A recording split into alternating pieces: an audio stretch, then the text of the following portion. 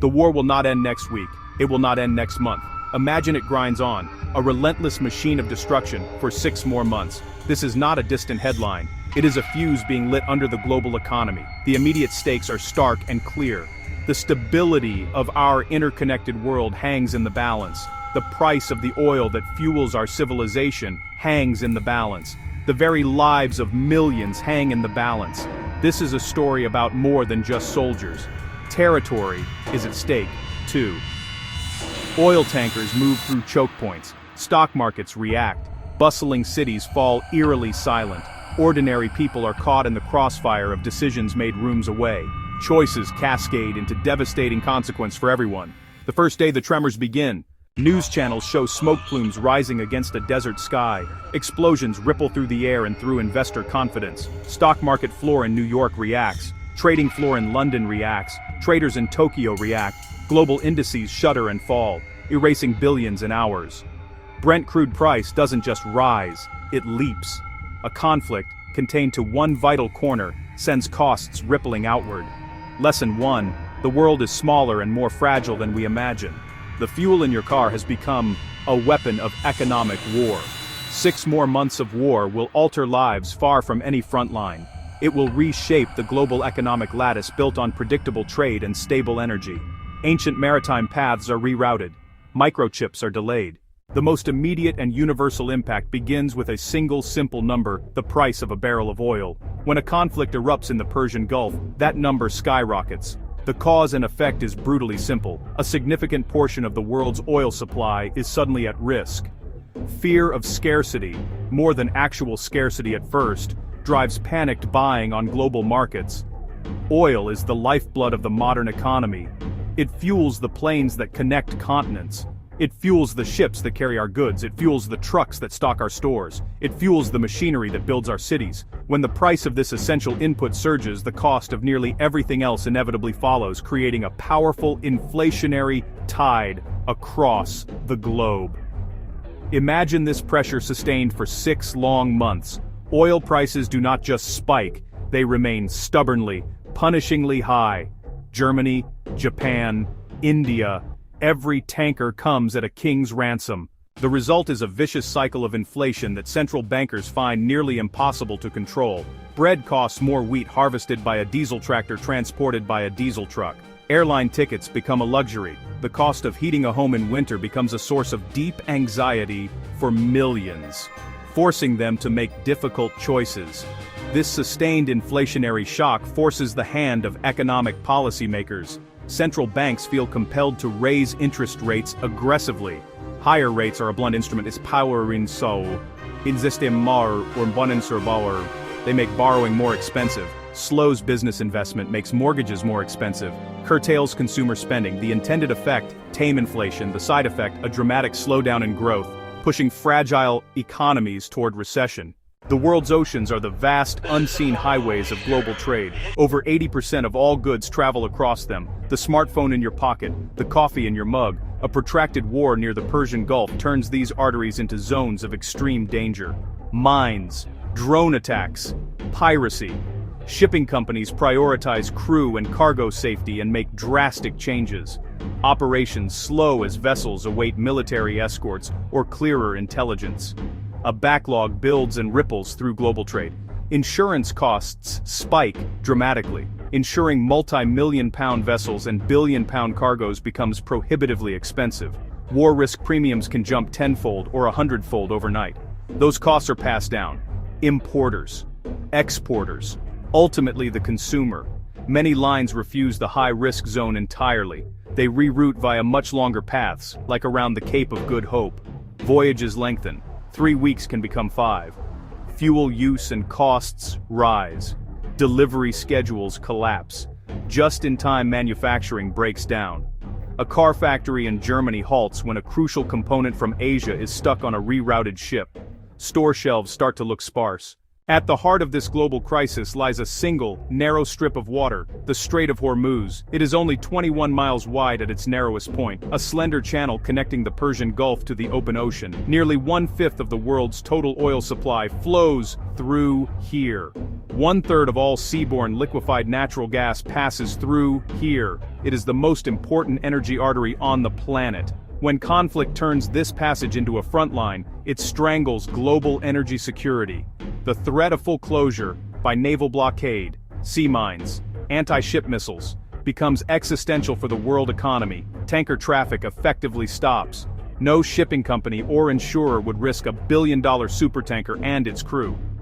Even without a formal blockade, military presence and the high probability of attack make it impassable.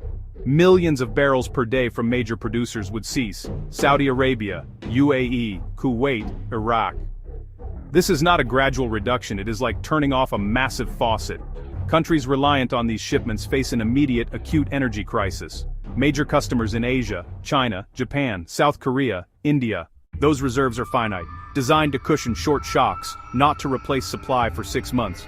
Governments would enforce drastic energy conservation, rationing gasoline for consumers, ordering power blackouts for industry and homes. Cascading effects are terrifying. Factories would be idled for lack of power. Hospitals would face impossible choices during rolling blackouts, forced to prioritize wards for backup generators. Basic functions, heating, lighting, transportation, communication, would be severely compromised.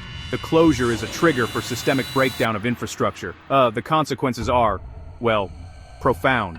The world becomes poorer and more anxious. For the oil-producing nations of the Persian Gulf, a prolonged conflict presents a paradoxical and dangerous reality.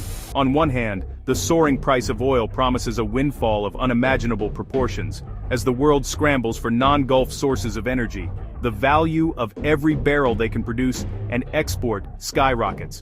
For countries like Saudi Arabia and the United Arab Emirates, this could translate into hundreds of billions in additional revenue.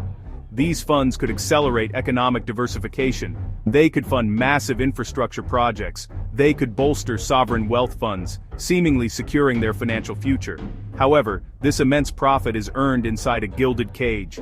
The very conflict that drives prices up also brings the threat of war to their doorstep. Futuristic cities become potential targets: Dubai, Doha, Riyadh.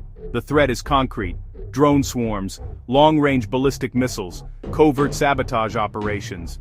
The security of critical infrastructure becomes paramount. Oil fields, refineries, desalination plants, ports, all demanding massive, costly investments in advanced defense systems. A 6-month war does not remain contained. Like a fire in a dry forest, it seeks new fuel, and the Middle East is a region drenched in gasoline. The primary conflict quickly becomes a catalyst for a series of escalating proxy fights. Regional powers, not wanting to engage in direct state-on-state warfare, instead pour resources into allied militias and non-state actors. They provide sophisticated weaponry funding intelligence special forces advisors, turning simmering local disputes into raging infernos.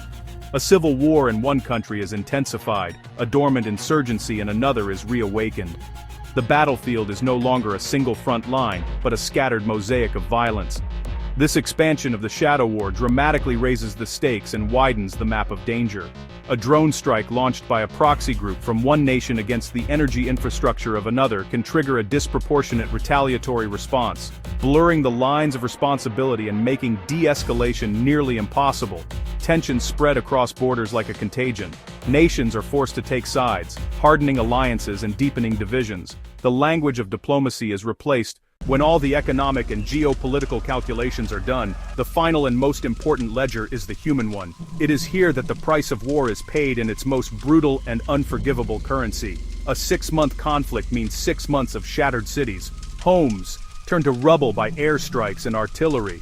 Families who once had jobs, schools' futures are forced to flee with nothing but the clothes on their backs. They become refugees, pouring across borders into neighboring countries, creating sprawling, desperate camps where hope is in short supply. This is the first, most visible human cost. Beyond the immediate theater of war, the disruption of trade routes has a devastating impact on global food security. Key staples, like wheat grain, become more expensive and harder to obtain. For the world's poorest nations, this price shock is catastrophic. Governments must spend a larger share of their national budgets simply importing food, forcing them to cut spending on essential services like healthcare education. For impoverished families, it means impossible choices between feeding their children, buying medicine, or between food school fees. The political consequences ripple outward, creating instability far from the battlefield. Governments may respond with repression, curtailing civil liberties and cracking down on dissent.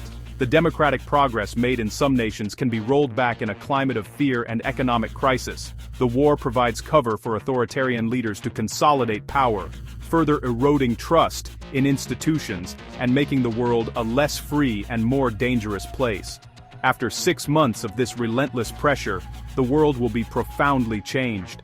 New alliances will have been forged in the crucible of crisis, while old ones may have fractured under the strain. The patterns of global trade and energy may be permanently rerouted as nations desperately seek to de-risk their supply chains from a volatile Middle East. Maps will be redrawn, not just by armies, but by the flow of refugees and by the establishment of new military bases. The psychological scars of the conflict, fear, loss, uncertainty, will linger for decades. We must not ignore this cost. The clock is ticking, and with every day the war continues, the debt on the human ledger grows. In the end, we are forced to confront a single, haunting question. How much of our shared world are we willing to lose before we finally choose peace?